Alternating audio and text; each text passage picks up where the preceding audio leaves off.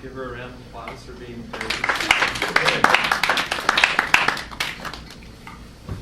Hello. Can you all hear me? Beautiful. I had an opportunity a few weeks ago to do a share as well, and kind of brought me through a little reflection on the last 12 years of my life with fibromyalgia and current life for me now. So I'd like to share that with you. About 12 years ago, I had a normal life. I was able to do everything that I was supposed to do at 20 years old, biking, backpacking, and really being able to enjoy my life and my world.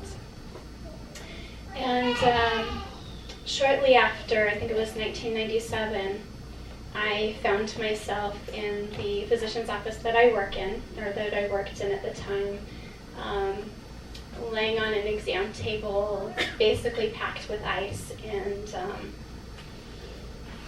really finding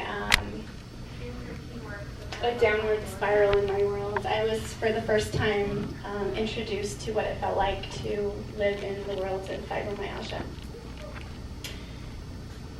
For the next 10 years, I spent seeing neurologists, rheumatologists, internists, family practitioners, any doctor that I could imagine seeing to help me, because my life was pain. And I started really just surviving at that point in time, and taking medication. Obviously, I had probably a medication for everything. One for sleeping, and one for wakefulness while I was awake, one for my stomach, one for my heart palpitations, one for migraines. And interestingly, none of the medication that I took any of this away. So I still lived in pain. The narcotics I took didn't work. We'd keep increasing them, but nothing helped. And that was really a hard place, because my life felt like it was robbed. And a couple of years ago, I made a decision that I was tired of being sick. I was tired of taking medications again and again that didn't work. And I was tired of not being able to be active. I was tired of sleeping through things that were important to me. I was tired of not being able to work. I was tired of not having fun anymore. So I decided I was going to get better. And at the time, I didn't know what that meant. I just knew that where I was didn't work anymore, and that I couldn't live like that anymore. So I started on a path to wellness.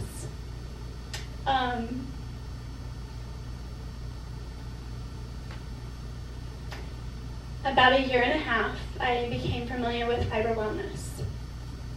And again, I'd spent 10 years of spending money on medication, diagnostic testing, physician visits, and just supporting myself in being sick. And so my decision was that I'm going to support myself in being well at this point in time. So the last couple of years in my life have just honestly been a path to wellness for me. And I think one of the most difficult struggles that I had on the path to wellness was actually being able to trust someone.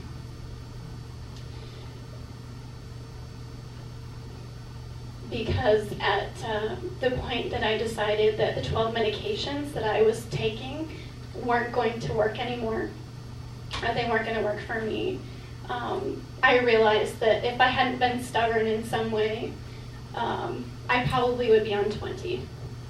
So I remember talking to Dr. Millet, and I'm stubborn, extremely stubborn, and it was really difficult for me to trust someone in my care and trust that somebody would help to take care of my health issues. And I remember him saying one day when I was arguing about why I needed to be well or do something that was good for my body, again realizing that if I had trusted, I would be on 20 medications, right? And I remember him saying, Kristen, if you do everything that you're supposed to do, and if you follow this program, and you're not better, then it's my job to figure out why. And that was really important to me because I needed to partner with somebody for my wellness and for my health to get better. The last couple of years have been successful and challenging at the same time. I've worked really hard to get better, and that means retraining my body. That means taking care of myself. I want to tell you that the 12 medications that I was on for various disabilities, not disabilities, let's call that issues that I was dealing with. I'm on my last medication right now, which will be done the end of the month. Thank you. And I remember when Dr. Millet mentioned that this was a drug-free program, I thought, you're crazy. That might be for other people, that's not for me, that's not something I can do. And I want you to know I made a visit to my doctor for the last prescription that hopefully I'll ever take. And as he's going through my chart and all of the problems that he's been treating me for the past 10 years, there's nothing that exists on my problem list, my long problem list, that I can say that I'm suffering from now. My body works. I have my life back. I get to have friends because I get to do things with them. I have really learned how beautiful it is to feel healthy, and knowing that I deserve to be healthy, and knowing that each of you deserves to be healthy has been really a motivation for me. And I want you to know that it's definitely been a learning experience to listen to my body. So I want you to know that every day isn't awesome, and that some days I have to remind myself what needs to be done and how to take care of myself. And so my body and I have great discussions, and it lets me know if I get out of line on a regular basis. And so something I really want to share with you tonight is that part of my dream is that I get to help other people who are going through this. And I get to tell other people that you're not alone. I get to tell people that you deserve to be healthy.